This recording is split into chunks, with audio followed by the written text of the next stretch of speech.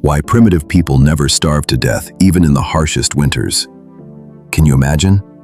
Knee-deep snow, no grocery store, no refres, no emergency food drop. Nothing but you.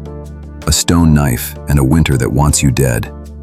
And yet, the people you come from walked right through that, year after year, and lived. Not because they were lucky. They knew things we have totally forgotten. Now here's the bit that should mess with your head a little. The only reason you are sitting where you are sitting right now is that you are the direct product of an uninterrupted string of humans who never, ever starved to death in the winter. Not one of them. If one ancestor died of hunger before bearing children, you wouldn't be here. So the survival strategy I'm going to teach you? It's practically in your DNA. And by the end, you'll see it working in your own body. Probably today.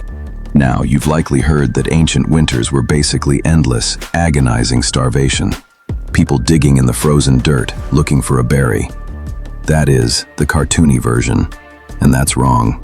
The truth is weirder. These folks had an entire system, part planning, part biology, part something almost like a sixth sense. And it began functioning months before the first snowflake ever fell. So let's start with the one thing nobody gives them credit for. Timing. Early humans didn't wait till winter to worry about winter. Their bodies are reading the world like a calendar. Days are shorter, chillier nights, animals getting fat and walking, nuts and seeds falling. And there was the cue. Go time. Fall wasn't a leisurely season. It was the most important, busiest time of the whole year. If you're feeling this already, shoot it a fast like. It really helps push this out to more people. And what they did in that window was sheer, bloody brilliance. They did not only eat, they stored it. Think about it.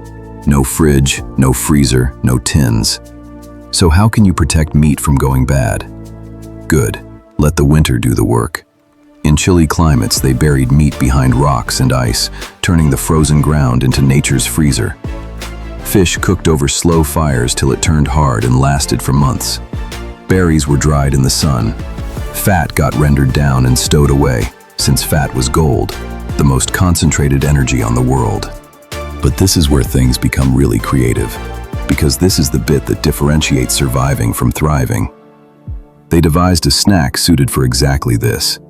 It is called Pemmican. Picture dried meat, pounded into a powder, combined with melted butter and possibly dried fruit. That's it. Simple enough. But that tiny concoction would keep for years without going bad. It was full of enthusiasm, easy to carry, eat to go. Honestly, it was the original survival ration. Thousands of years before any army ever handed one out. They stored and fed themselves. But what happens when the stores run low, deep in the coldest, darkest weeks? This is when their bodies took over, and where it gets sort of wild. Because your forefathers didn't merely live off their stockpile, they depended on themselves. They had been silently fattening up on fat throughout autumn. See, all that eating in autumn wasn't gluttony. It was a tactic your body carried out without seeking permission. Like many animals, humans tend to put on a layer of fat when food is abundant and days are short. And that fat isn't just fluff, it's a battery. Your body flicks a switch when the food runs out, starts burning the stored fat, and keeps your brain and muscles going for days. Your forebears could get amazingly far on very little, and stay sharp doing it. And now for the contrarian bit, the thing that will change your perspective on your own body. We fight hunger like the enemy. You skip a meal and feel like you're coming apart at the seams, right? But to your forefathers, a little hunger was not a disaster. It was usual, anticipated. Their bodies were built to withstand breaks between meals without freaking out. That 11 a.m. hunger pang, that was simply a Tuesday for them.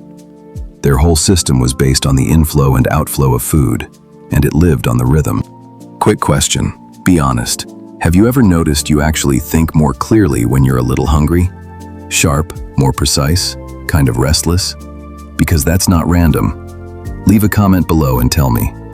It's an old survival instinct, still ticking away inside you. Hungry humans hunted best. A full human is drowsy and doesn't hunt after meals. A hungry one will. When the fridge is running low, your brain literally gets sharper. But food and fat were not the whole story. There is one item that people constantly leave out, and without it, none of the rest matters. Warmth. You can get full and still freeze to death in one night. So survival wasn't just calories in, it was about calories remaining in. And they got this one too. They didn't fan out during the winter, they huddled up. Small groups huddled together in caves and shelters, bodies intertwined, sharing warmth as one living thing. The fire blazed all night, and somebody's real duty was to tend it. They wrapped themselves in thick animal skins, layered, sealed to the wind. Every little of that kept their core hot, meaning that their bodies burned less fuel merely to exist. The less fuel they used, the longer their food would last. Everything came together. So here's the big picture finally coming into place. The real solution to why they never starved. There was always more than one magic trick. It was tiered. They read the seasons betimes and laid in their stores with a will. They made dishes that would last for years. Their body treated fat as a battery and managed hunger without terror. And they huddled and burned fire so that little was lost. Miss one layer, maybe you make it. Pile all of them? You walk through winter after winter, and you pass that tenacity right down the line. It's your call. And that's the bizarre, sort of wonderful thing to sit with. Every one of those systems is still in you. The fat your body keeps when it's chilly, the sharpness you get when you're hungry, the need to come near to those you love when it's hard. You're not delicate. You are lugging a machine that bested winters we can hardly conceive. We just forgot we were driving it. If this changes the way you see your own body even a little, subscribe, because the next one dives into another old impulse that's still directing your life without your realizing. And you really should watch this one before it starts making sense of the things you do every single day.